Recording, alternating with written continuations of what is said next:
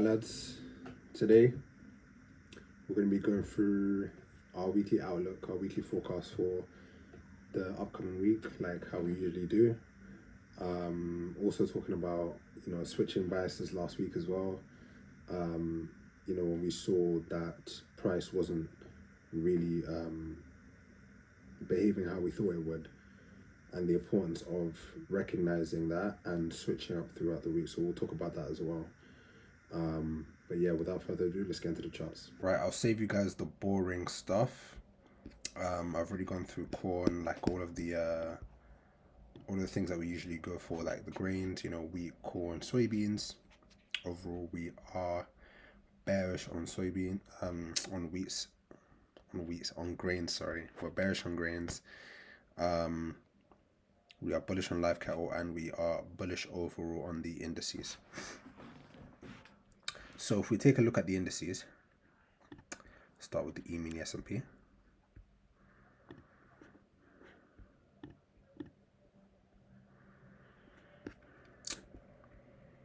Obviously, we can see that we're quite obviously hedging bearishly on with regards to commercials, and we have open interest coming up higher as a confluence.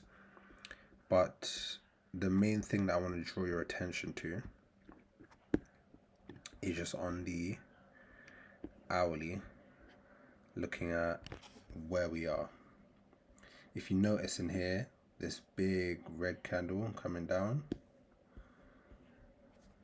note that for later. And then we see, basically, I'm not going to go through all of them, I'm just going to tell you. Across all the indices, we see that price action is confirmed. We don't see any SMT divergence on the 1 hourly monthly chart.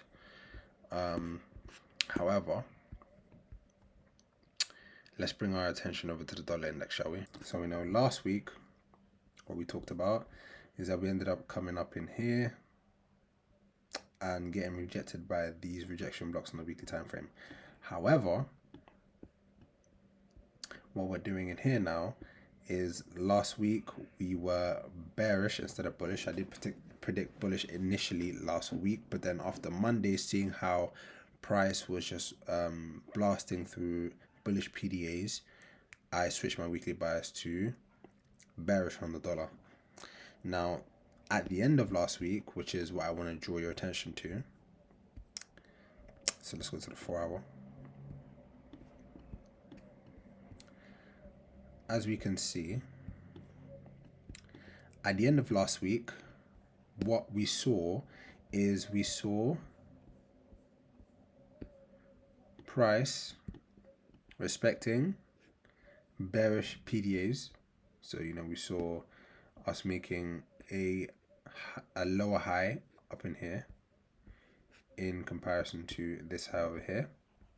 Then we saw ourselves create a market structure shift, followed by coming up into these down candles, these 3 down candles in here. We came up in here and respected them nicely.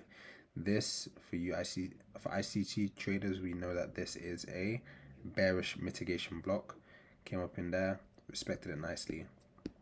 But something happened. We came down into the next available bullish PDA, and as we can see, we respected it so nicely. On top of that, what also happened was we closed in a daily fair value gap in here. Now, those of you who know the 2022 model, you know that price is fractal. So you're going to see the 2022 model, not just on the M1, not just on the M3, but across all the time frames. And here what we've seen is that price has broken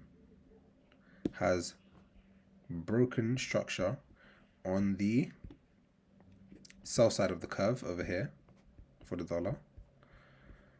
Should make it more visible for you guys. So yeah, price has broken structure on the sell side of the curve, which resulted in us having a pullback. Also coming up into these bearish order blocks as well.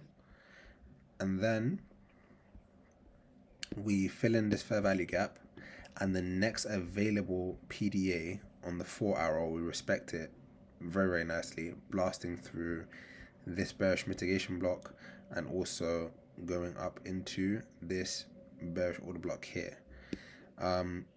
I'm saying if we create a new high, it's likely that we will actually see a take of this liquidity that we've been watching for weeks now up here, and also perhaps see us heading to the downside after grabbing this liquidity.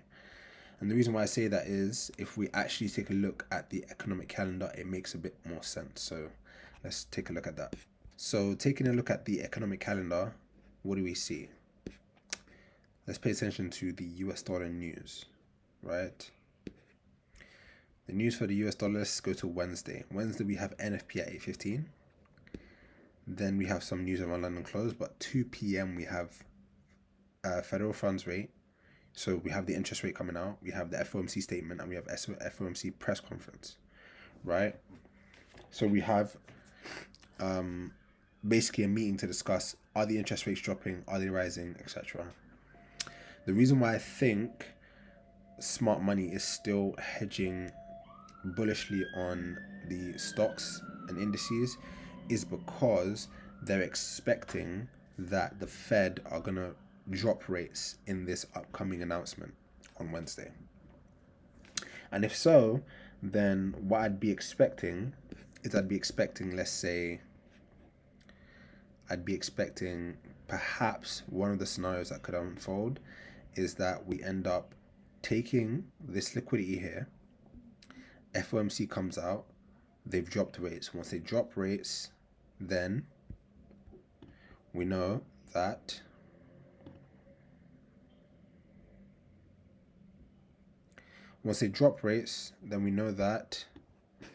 the dollar is inversely proportional to what? The interest rates.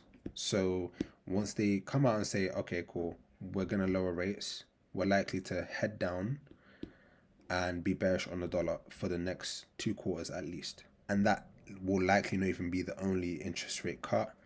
Right now, I think we're around like 5.25% or 5.5% in the US for interest rates. So that likely won't be the only cut. So yeah, that would lead to a bearish dollar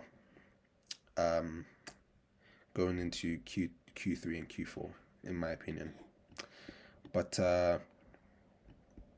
yeah, what we're sort of looking for here is either a run on this liquidity followed by a fall, or maybe a run on this liquidity. If they don't decide to lower the interest rates, we could see further upside objectives get targeted. For example, some other things on some other long-term objectives coming in here, dealing with this sell-side imbalance,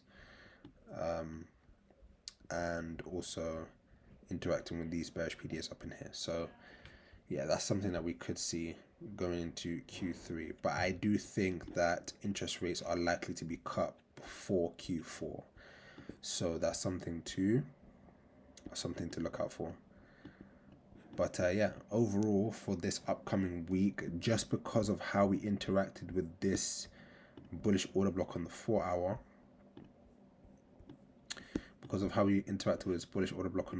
time frame, I'm more leaning towards the fact that we are going to be bullish on the dollar this week, especially with some of the intermarket analysis supporting it, and also we know that news for the dollar has been bullish recently, so that is what we're sort of looking for. At the same time, like I always say, we don't marry our bias, because our bias could absolutely and utterly be wrong, and we look for further confluence to support our bias and see what is materializing in the market in real time. So we're going to look for, if we are going to be bullish on the dollar, we're going to look for it to respect bullish PDAs, create a new high in here, and continue further to upside to grab that liquidity over on the sell side of the curve.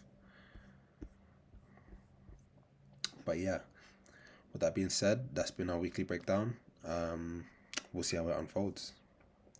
And until next time, peace.